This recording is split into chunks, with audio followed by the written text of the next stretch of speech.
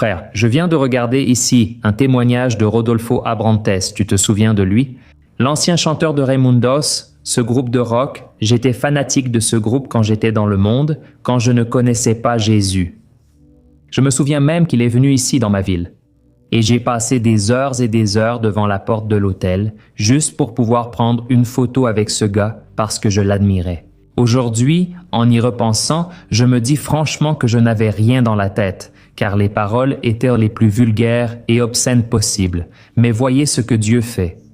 Ce gars-là aujourd'hui est un homme de Dieu, un homme attaché à sa famille, un homme qui aime Jésus, qui a répandu l'Évangile, n'est-ce pas, dans tout le Brésil.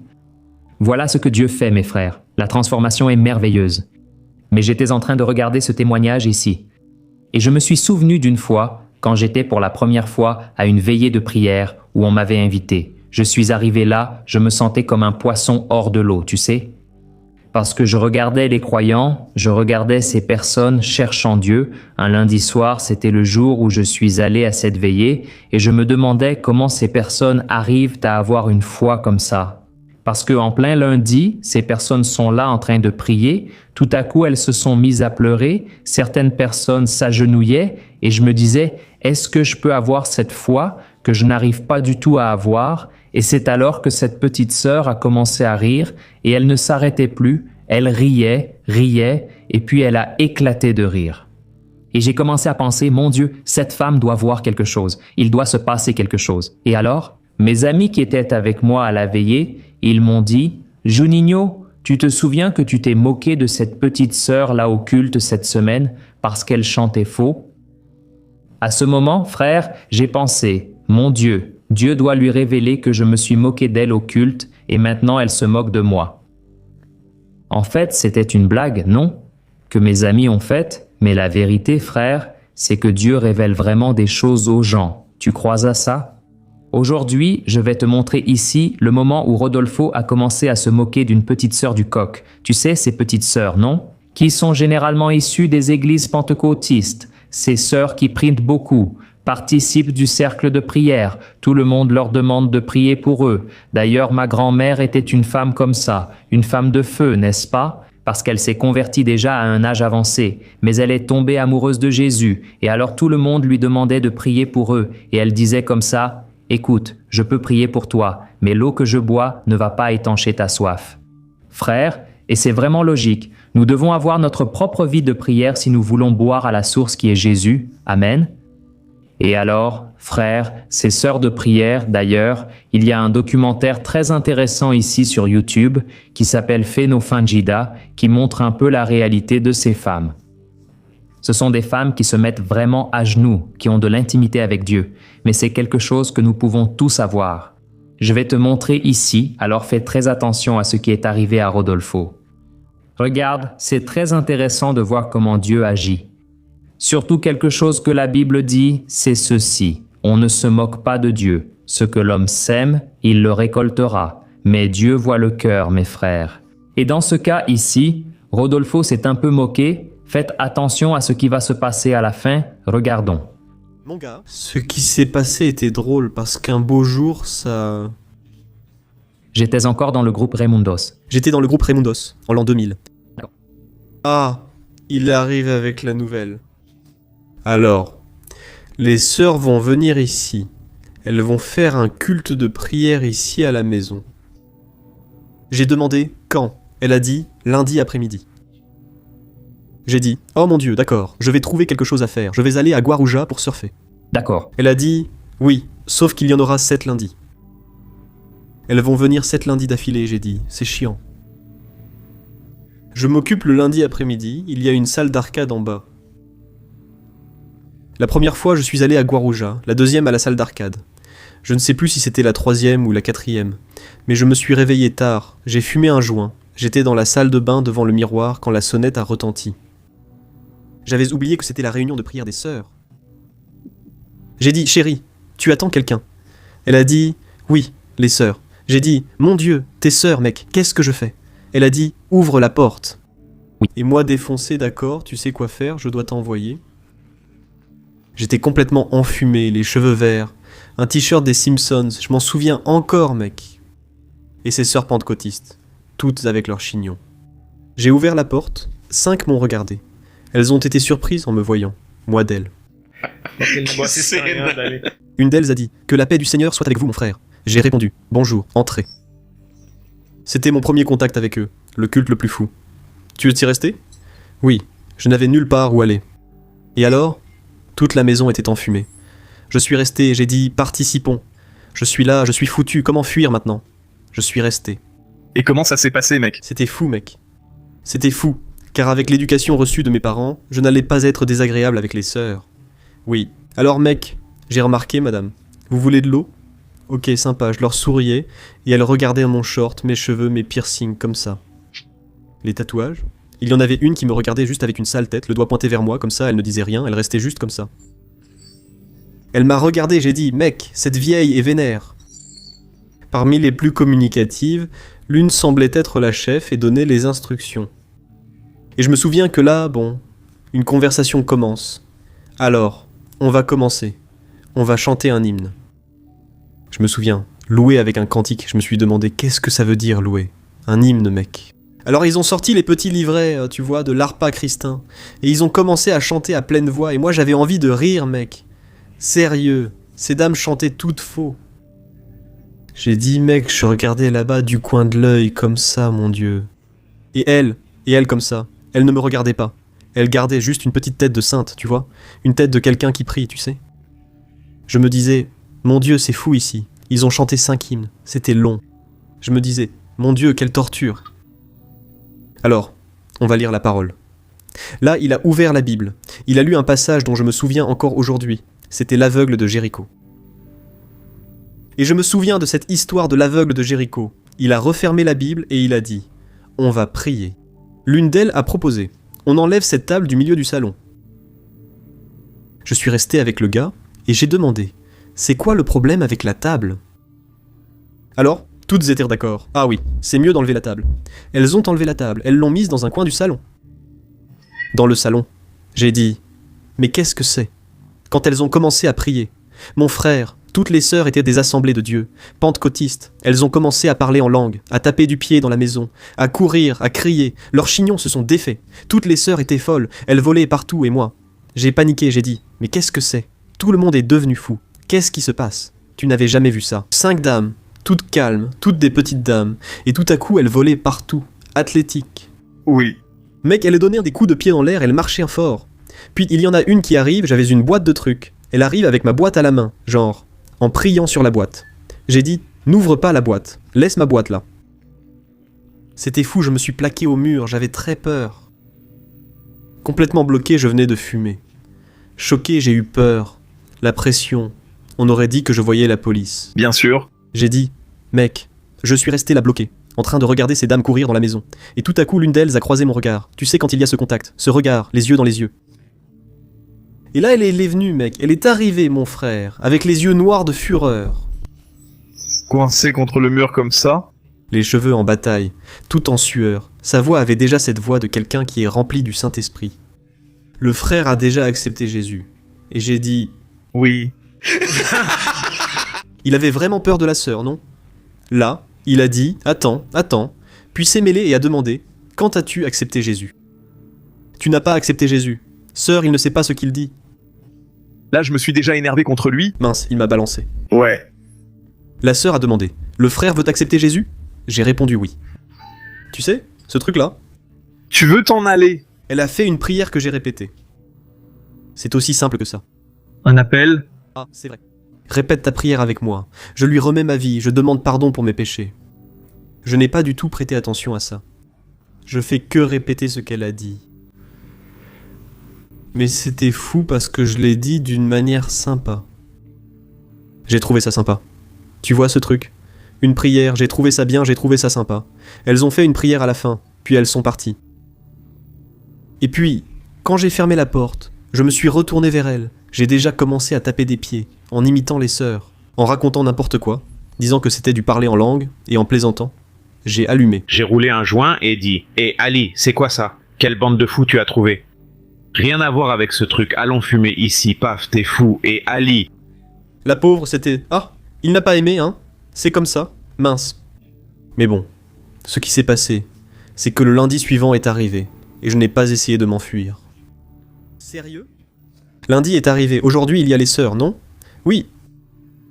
Je vais rester. Genre, je n'avais plus peur d'elles. Je savais déjà ce que c'était. Je savais à peu près ce que c'était.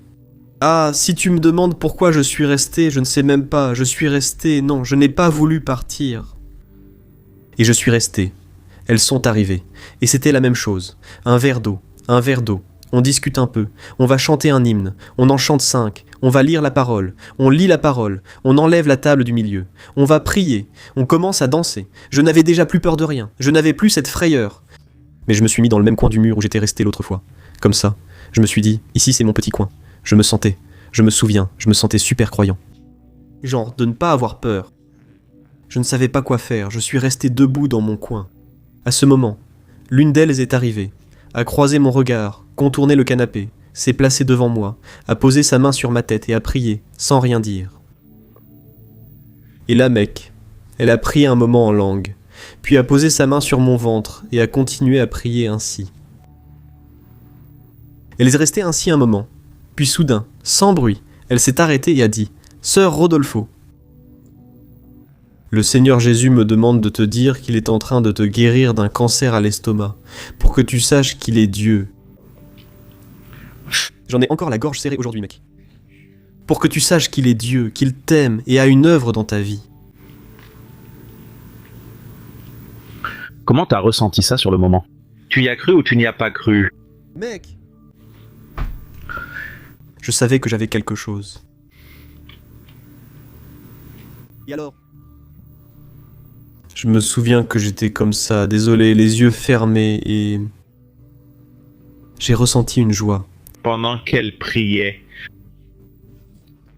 Oui, j'ai ressenti une joie pour la bonne nouvelle, tu sais, genre...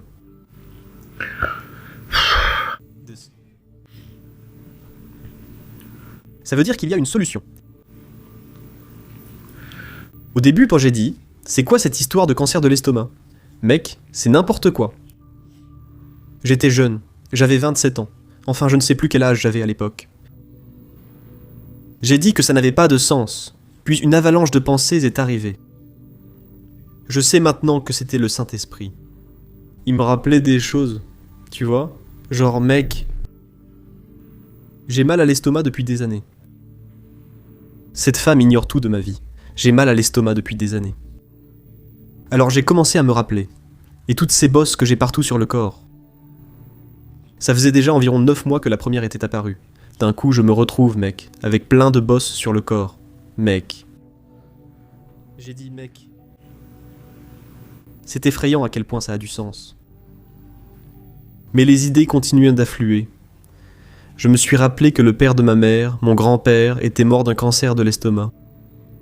2 de mes oncles, fils de ce grand-père, sont morts d'un cancer de l'estomac. 2 de mes tantes, filles de ce grand-père, ont dû subir une ablation d'un sein suite à un cancer du sein. J'ai dit, mec, il y a des antécédents familiaux de ça. J'ai dit, mec, ça a vraiment du sens, vieux. Et donc, je n'ai pas douté, mais j'ai dit, si c'est vrai, c'est vraiment génial. Et j'ai ressenti une joie.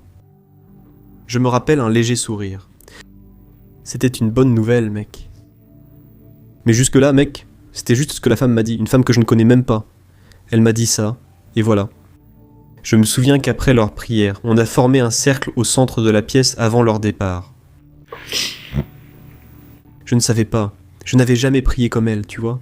J'avais juste fait mes prières. Je vois. Le Notre Père et le Je vous salue Marie. Mais je suis resté silencieux, main dans la main avec elle, et tout à coup, j'ai commencé à souffler. À vider mes poumons. Involontairement. Genre, mec, j'ai trouvé ça bizarre. Je restais là à souffler. Elle priait, et moi...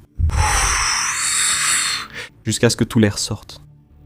Je reprenais de l'air et recommençais. Je me suis demandé, qu'est-ce que je fais, mec? Pourquoi je souffle comme ça alors que tout le monde prie? Soudain, à l'intérieur de moi, une compréhension est venue. Ça sort de toi. Et mec. Ce n'est pas elles qui ont dit ça. Ça t'est venu à l'esprit. Ça m'est venu à l'esprit. Ça vient de toi. J'ai donc pris en compte ce qu'elle m'avait dit sur l'estomac. J'ai surveillé mon estomac. qui me faisait toujours mal. Ce n'était pas la pire douleur, juste une gêne persistante. J'ai surveillé mon estomac, mais ça ne faisait pas mal. J'ai dit, ça ne fait pas mal. Intéressant, ça m'a quitté. J'ai accepté. Je n'ai pas guéri grâce à ma foi, mais à la leur. Non, ce n'était pas la mienne. Je sais que tout va bien, ça a arrêté de faire mal. Elles sont parties, et mec, ce sentiment de brisement est resté. Je ne prenais déjà plus ça autant à la légère qu'à la première réunion, à faire des blagues et tout. J'ai compris qu'il s'était passé quelque chose de grave, alors je me suis montré plus sérieux. Et... C'était lundi. Il y a eu mardi, mercredi, jeudi, je crois. On s'est réveillé. On se réveillait super tard. Alors on s'est réveillé. On va déjeuner ? On y va. Ensuite, on va au shopping Villa-Lobos ? Allons-y. D'accord, je vais prendre une douche. Tu vas prendre une douche. Alors je suis allé dans ma salle de bain. L'appartement avait 2 salles de bain. Il est allé dans l'une, je suis allé dans l'autre. J'ai pris ma douche.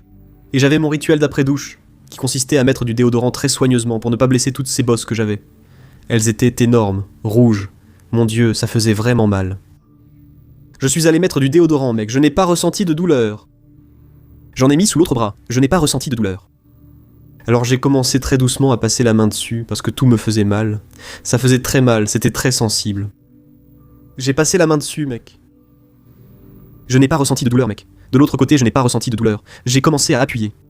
Mec, j'ai commencé à appuyer, et je n'ai rien ressenti. Il n'y avait aucune boule. J'appuyais fort, j'appuyais sur l'aine. Et au bout d'un moment, vieux. Quand je m'en suis rendu compte, je pleurais et criais dans la salle de bain. Ah, là ça arrive.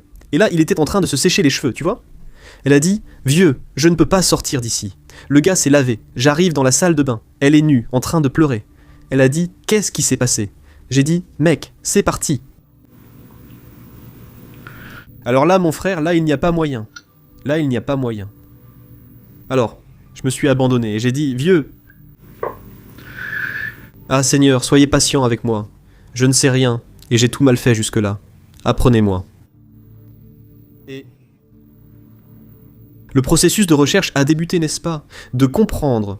N'est-ce pas ? Oui. Et c'est plus une question de se livrer vraiment, tu sais. Genre, de recevoir de l'autre. Comment ça ? Mec, je me suis rapproché des sœurs, vieux. Ah, J'étais là, genre, mec, qui est ce Jésus qui m'a aimé ? Qui peut m'expliquer qui il est ? Ou m'en dire plus ? Qui le suit depuis plus longtemps que moi ? Oui. Alors, je me suis rapproché des sœurs. Et mec, ces réunions qui étaient seulement le lundi sont devenues quotidiennes. C'était genre moi qui allais chez elles. Veillée de prière, on passait la nuit à parler de Dieu, à manger comme pas possible, les sœurs cuisinaient super bien. Ouais. Aller prier sur la montagne, aller au culte, dans les quartiers populaires, dans les favelas. mais ça a commencé à gêner ta... Non. Non. Les concerts étaient le week-end, donc c'était quand j'étais chez moi et j'allais à l'église. Chacune venait d'une église différente, donc il y avait un culte chaque jour. Oui. On a commencé, mec, une vraie quête. Et ça a commencé à avoir du sens, ce qu'elle disait, ce que tu étais en train d'apprendre. Tout témoignait énormément. Cette période où l'on vient de naître de l'esprit est fantastique, mec. Parce que c'est le premier amour. N'est-ce pas ? Dieu est bavard, mec. Il parle trop. C'est des gens qui n'ont jamais entendu, tu vois ? C'est des gens qui ne prennent pas le temps d'écouter. Alors, j'ai commencé à faire attention aux signes. J'ai commencé à prêter attention à la joie que j'avais chaque jour, tu vois ? J'ai commencé à prendre du poids. Et je suis devenu gros. Ouais. J'ai pris 19 kilos. De maigre, c'est passé à ouais. Ça a pris quelques mois. Oui. Parce que ça s'est ajouté au fait que j'avais arrêté de fumer des cigarettes, de fumer du cannabis et de sortir le soir. Donc il y a plein de choses qui s'ajoutent à ça. Au fait d'être guéri aussi, n'est-ce pas ? Gloire à Dieu, frère. Pour ma part, ce témoignage m'a beaucoup touché, car il montre combien l'amour de Dieu pour nous est merveilleux, n'est-ce pas ? C'est merveilleux de voir à quel point il est venu nous sauver. J'ai l'habitude de dire ceci, l'Évangile, c'est l'opposé d'une religion, parce que la religion, c'est l'homme qui essaie de se connecter à Dieu, de se relier à Dieu. L'Évangile, au contraire, c'est Dieu venu à notre rencontre. Alors Rodolfo, il a eu une rencontre avec Jésus, après cela il a quitté le groupe, et ça a fait les gros titres dans tout le Brésil, n'est-ce pas ? Je me souviens que j'étais déjà converti quand j'ai appris la nouvelle et j'ai été très heureux parce que moi aussi j'étais complètement déjanté et souvent j'écoutais le groupe où Rodolfo jouait qui était Raimundos. Dieu est merveilleux, n'est-ce pas, frère ? Voyez à quel point Dieu prend soin de nous. Peut-être m'écoutez-vous en pensant « J'aimerais vivre une telle expérience avec Dieu, pourquoi certains reçoivent-ils autant ?» Parfois, vous ne recevez rien. D'ailleurs, la Bible dit « Frères, que beaucoup sont appelés, Jésus lui-même l'a dit, beaucoup sont appelés, mais peu sont choisis. » Chaque personne est appelée d'une manière différente. Il y a des gens qui sont appelés de façon radicale, comme ce fut le cas de Rodolfo, parce que c'était nécessaire. Peut-être que tu m'écoutes, tu n'as pas besoin de voir quelque chose de si grandiose, surnaturel, il n'a pas besoin de se passer quelque chose d'extraordinaire pour que tu comprennes que Jésus est le Seigneur de ta vie, que Jésus est le Sauveur. Amen. Tu peux prendre cette décision. Alors, par la foi, fais cette prière d'engagement, reçois Jésus comme ton Seigneur et Sauveur, et je suis sûr que tout commencera à partir de là. Parce que la Bible dit que le péché nous sépare de Dieu, et à cause de cela, Dieu ne nous entend pas. Dieu n'a pas de relation avec nous. Mais lorsque tu crois que Jésus est mort sur la croix pour tes péchés, lorsque tu crois qu'il est ressuscité le 3e jour, alors tu fais cette prière d'engagement en demandant pardon pour tes péchés. Et Jésus entre et il enlève cette barrière qui existait entre toi et Dieu. À partir de maintenant, tout ce qui arrive concourt à ton bien. Amen. C'est comme si, maintenant, si Dieu veut te parler, il n'y a plus de barrière. Il envoie quelqu'un chez toi pour sonner. Dieu peut utiliser quelqu'un ici sur Internet, comme il s'est peut-être servi de la vie de Rodolfo. Pour toi aujourd'hui, Dieu peut tout faire, mais tu dois prendre la décision d'ouvrir ton cœur. Amen. Alors je veux faire une prière rapidement. Je te demande de faire cette prière chez toi, où que tu sois, tu vas ouvrir ton cœur et tu vas demander pardon au Seigneur en répétant ces paroles que je vais dire, d'accord? Prions au nom de Jésus. Seigneur Jésus, je mets ma vie entre tes mains, je te demande pardon pour tous mes péchés. Je crois, Jésus, que tu es mort sur la croix pour me sauver, que tu as subi le châtiment que je méritais et que tu es ressuscité le 3e jour pour me sauver. Jésus, s'il te plaît, pardonne tous mes péchés, je veux être avec toi chaque jour. Je crois que tu es aujourd'hui assis à la droite de Dieu le Père et je crois qu'un jour je serai avec toi. Je crois, Jésus, que tu es en train de me pardonner aujourd'hui, de me restaurer, et c'est pourquoi je remets tout entre tes mains. Je te reçois comme mon seul et unique Sauveur. Écris mon nom dans le livre de la vie, c'est en ton nom, Jésus, que je prie et que je te remercie. Amen. Gloire à Dieu. Alléluia, frère. Alors, reçois le pardon et la grâce de Dieu. Jésus t'aime beaucoup, il a une œuvre dans ta vie. Ceci n'est pas une phrase toute faite, c'est la réalité. De la même façon que Dieu a changé ma vie quand j'ai vraiment remis mon cœur, mon avenir entre les mains de Jésus, il va faire la même chose dans ta vie aussi. Amen. Alors, cette prière n'était qu'un point de départ. Si tu n'as pas réussi à suivre, remonte un peu la vidéo, prie avec sincérité et le Saint-Esprit viendra habiter en toi, d'accord ? Comme tu le sais, ici sur ma chaîne, je ne parle pas de religion, je parle seulement de cette relation que tu peux avoir avec Dieu à travers son Fils, Jésus. Et chaque jour, je vais prier pour toi, le matin et le soir. C'est pourquoi je te demande de t'abonner à ma chaîne, d'activer la cloche de notification pour ne pas manquer ces vidéos, d'accord ? Et n'oublie pas non plus de partager, il y a un petit bouton juste en dessous de la vidéo qui est une petite flèche pointée vers la droite. Clique sur cette flèche qui est juste en dessous et envoie dans les groupes WhatsApp. Que Dieu te bénisse puissamment, je t'embrasse bien fort.